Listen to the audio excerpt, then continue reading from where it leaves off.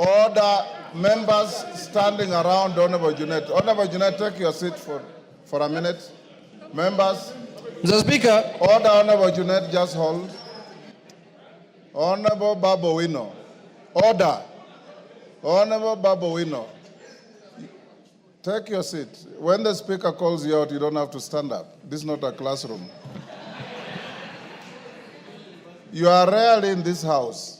And when you come, you want to cause disorder. Take your seat. Order, Honorable Junet. I've given you your point of order. Mr. Speaker, I have no intention to speak about your ruling, Mr. Speaker. I want to speak on the matter that is before the House now. Mr. Speaker, under instructions from our parliamentary group, Mr. Speaker, before you put the question, I have been asked to convey to you on the floor of the House that we have withdrawn our members from the House Business Committee, Mr. Speaker. Yes. So it will be a nullity for the House to pass the membership from our side, Mr. Speaker. Now you can consider me as majority or minority, whichever way you can take. Yeah. Honorable Junet, a question has already been proposed. Yes. Honorable Ichungwa, Order, Honorable Ichungwa, I call upon you to reply. Thank you, Honorable Speaker. Honorable Speaker, in reply, let me say the House Business Committee is properly and duly constituted. And with or without the participation of the 4 members of the Azimio coalition, the House Business Committee would sit. And Honorable Speaker, being the chair of the House Business Committee, you will be advising the House Business Committee on when to have our first sitting, hopefully after the adjournment of this House this afternoon, so that we may be able to schedule business that concerns Kenyans. Because, Honorable Speaker, what we have engaged in from yesterday does not concern the people of Kenya who have sent us to represent us in this House. What we have been engaged in, Honorable Speaker, from yesterday up to the drama that you witness now is a drama touching on leadership positions by leaders and leadership positions in the House. But what is more important to all of us, Honorable Speaker, is the leadership positions that have been given to us by the people of our constituencies as their representatives in the House. And that is what we should put ahead of every other consideration. Honorable Speaker, I said it yesterday.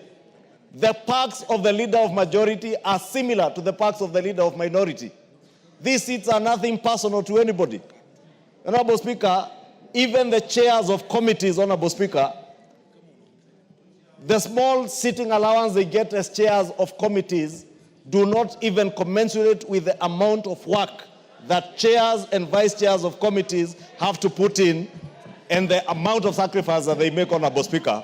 And therefore, I really want to implore on all our members, including my brothers and sisters from the Azimio coalition, to put the people that they represent ahead of their own interests as leaders and conduct the business of the House in addressing the pertinent issues that are concerning the people of Kenya today, Honorable Speaker. As you indicated, Honorable Speaker, we have business to have all the 18 committees whose term have come to an end reconstituted, Honorable Speaker, some of which have a huge implication on the lives of our people. You have seen students in both our primary and secondary schools are waiting for school capitation. The cabinet yesterday did approve the supplementary appropriations bill, and this is the money that Kenyans are waiting for. Money to go to our children, not just for bursaries, but even for school capitation, to enable government to also hire the additional 20,000 teachers that are going to help in our schools, Honorable Speaker. And those are the things, Honorable Speaker, that I say should be concerning us now. And I really want to urge that you do convene the House Business Committee, hopefully immediately after this vote, Honorable Speaker, for us to be able to schedule business and reconstitute those committees that will help us to pass the budget policy statement for this year and the supplementary appropriations bill that will be coming to this House in the next few days. Thank you, Honorable Speaker, and I beg to reply. Honorable members, before I put the question, it is important that we put certain matters in proper perspective. Standing Order 58 reads as follows. After the question has been proposed on a motion, the motion shall be deemed to be in the possession of the House, and such motion shall not be withdrawn without the leave of the House.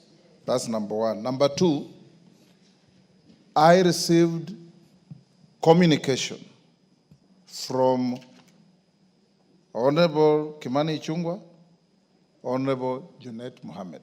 And I want to put it on record so that it is clear to all Kenyans. Honorable Kimani Ichung'wah wrote to the Clerk of Parliament, Samuel Njoroge, on 6th of February as follows. And this is after I had spoken personally to both Honorable Ichung'wah and Honorable Junet, asking them to propose names to the House Business Committee. Honorable Ichung'wah wrote, Dear Sir, reference nomination of Kenya Kwanza Alliance members to the House Business Committee. Further to your letter referenced NA L&P HBC 2025/CORR in bracket 001 dated 3rd February 2025. I hereby submit the following names of members of the Kenya Kwanza Coalition for appointment to the House Business Committee, in addition to those specified under Standing Order 171, 1B and D. The Honorable Samuel Chepkonga, CBS MP, was in Gishu County, male. The Honorable Omboko Milemba, CBS MP, Vihiga County, male. The Honorable Faith Wairimu Gitau, CBS MP, Nyandarua County, female. The Honorable Joshua Mbithi Mwalio MP, Machakos County, male. The Honorable Umulkhair Kasim Sheikh MP, Mandera, female. Yours sincerely, Honorable Kimani Ichung'wah, AGH MP, Leader of the Majority Party, copy to the Right Honorable Dr. Francis Moses Masika Wetangula, AGH MP, Speaker of the National Assembly. On the 10th of February, I received a letter from the Honorable Junet Mohammed addressed to the Clerk of the National Assembly. Dear Sir, reference nomination of members to the House Business Committee. Your letter dated 3rd February 2025, reference NALP HBC /2025/CORR 001 refers. The Minority Party nominates the following members to the House Business Committee in accordance with the standing orders.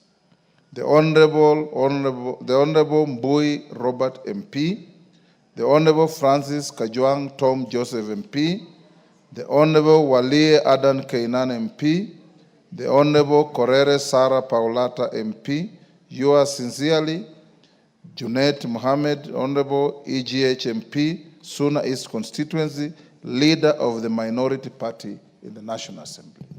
At the time the Honorable Junet wrote this letter, the judgment under contestations that has gone on yesterday was already out. And he knew and designated himself, rightly so, as the minority leader. I call out today for the motion to be moved. The majority leader moved the motion, and it was seconded by the Honorable Keinan. Once a motion is moved, you can either move an amendment seeking the necessary support from the House that shall be put to a vote, or you keep your cool. You do not change the content of a motion by picketing on the floor of the House and making statements that are completely unparliamentary and unhelpful.